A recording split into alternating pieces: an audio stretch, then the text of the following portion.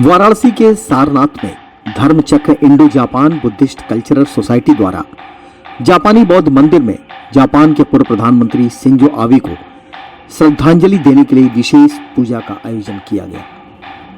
Shinzo Abe का पार्थिव शरीर आज पंच तत्व में विलीन किया जाएगा। मानव समाज के लिए बेहतर सोच रखने वाले विश्व के बड़े नेता के रूप में जाने और पहचाने जाने वाले शिंजो आबे के निधन से काशी भी मर्माहत है। जापानी समुदाय के लोगों ने जापान के परंपरागत तरीके से सारनाथ स्थित जापानी बौद्ध मंदिर में प्रार्थना करके शिंजो आबे जी को अपनी श्रद्धांजलि दी। जापानी बौद्ध मंदिर के प्रबंधक और पुजारी कल्सन नोरेबू के नेतृत्व में यह विशेष पूजन और श्रद्धांजलि सभा का कार्यक्रम संपन्न हुआ। जापानी बौद्ध मंदिर के प्रबंधक और पुजारी कल्सन नोरेबू ने कहा कि शिंजो आबे जी का शरीर पंच तत्व में विलीन हो रहा है। उनकी आत्मा की शांति के लिए हम सभी ने मिलकर इस विशेष पूजा का आयोजन किया है। शिंजो आबे जी का काशी से ही नहीं पूरे भारत से विशेष लगाव था। आज जापान में शिंजो आबे जी का मतलब अग्नि दे रहे हैं। उनका शरीर जो भी पांच तत्व में विलीन हो रहे हैं, तो उसके बस में उनका आत्मा का शांति के लिए हम लोग ये पाठ किए हैं। तो इनका भारत देश से ही रिश्ता था, खास तौर से बनारस के लिए तो उनका और ही अलग था, तो इसलिए है, तो इस वजह से हम लोग पूजा किए हैं। जापान देश में कभी ऐसा हुआ नहीं है, इस तरह कभी सपने में भी नहीं सोचा था।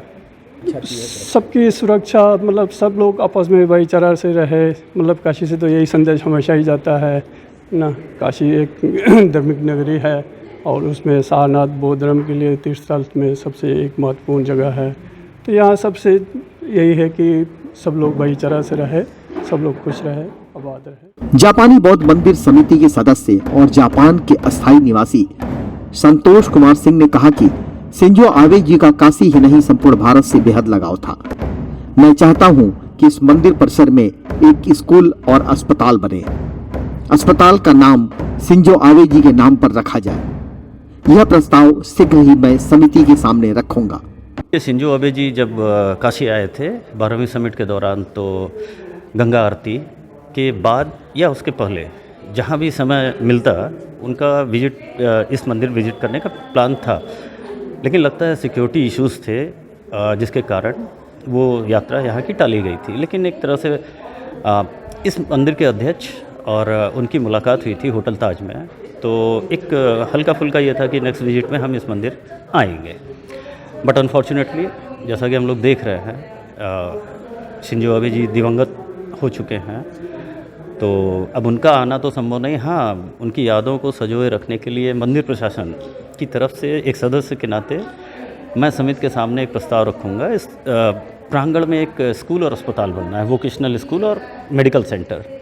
तो मैं मेडिकल सेंटर शिंजो आबे जी के नाम पर बनाने का प्रस्ताव रखूँगा व्यक्तिगत। संतोष कुमार सिंह ने कहा कि इस प्रांगण में बनने वाले मेडिकल सेंटर का नाम शिंजो आबे के नाम पर रखने की योजना को शीघ्र मूर्त रूप देने के लिए सभी प्रयासरत हैं। शिंजो आबे जी का जाना ऐसा दुख है जिसको बयान नहीं किया जा सकता, शब्द नहीं है।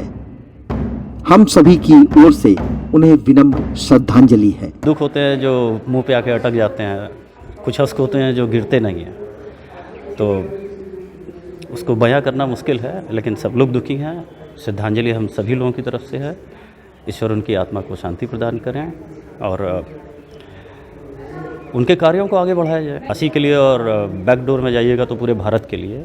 फिलहाल मेरी जानकारी में विदेशों से उतना नेतृत्व कभी। जापानी बौद्ध मंदिर में जापान के पूर्व प्रधानमंत्री शिंजो आबे को श्रद्धांजलि देने के लिए आयोजित इस विशेष पूजा में शामिल होने आई जापानी महिला ने अपनी श्रद्धांजलि देते हुए कहा कि उनके अचानक चले जाने से हम सब बहुत सदमे में हैं, लेकिन विश्वास है कि वह फिर जन्म लेंगे और जैसे उन्होंने मानव सेवा जन कल्याण के लिए काम किया है, फिर उसी तरह काम करेंगे। अचानक उनके चले जाने से मुझे बहुत खेद है, अफसोस है।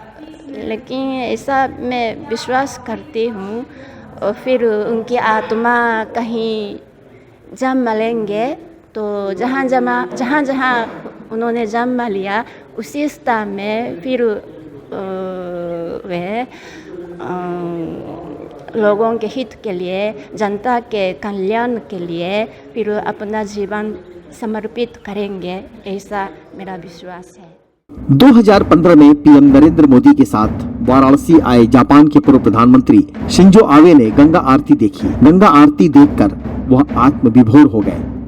उन्होंने काशी और भारत की संस्कृति की खूब तारीफ की थी। आज सारनाथ स्थित जापानी बौद्ध मंदिर में जापान के पूर्व प्रधानमंत्री शिंजो आबे की आत्मा के शांति के लिए जापानी मूल के लोगों ने जापान के परंपरागत तरीके से श्रद्धांजलि दिया। जापानियों ने पुष्पांजलि अर्पित करके मृत आत्मा की शांति के लिए प्रार्थना किया।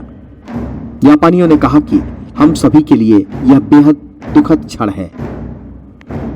वाराणसी में रहने वाले जापान के लोग भी शिंजो आबे की हत्या से मर्माहत और दुखी हैं। जापान में आज शिंजो आबे जी का अंतिम संस्कार किया जाएगा।